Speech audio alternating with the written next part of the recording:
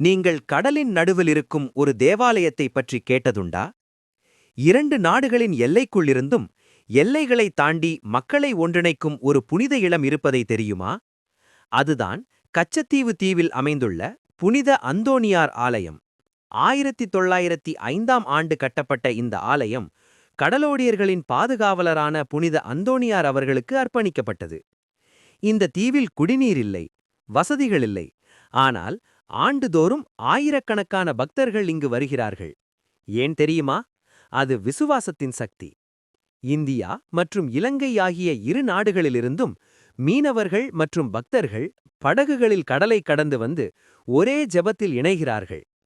இந்த 2026 ஆண்டின் புனித அந்தோணியார் திருவிழா பிப்ரவரி 27 மற்றும் 28 ஆகிய தேதிகளில் நடைபெறுகிறது.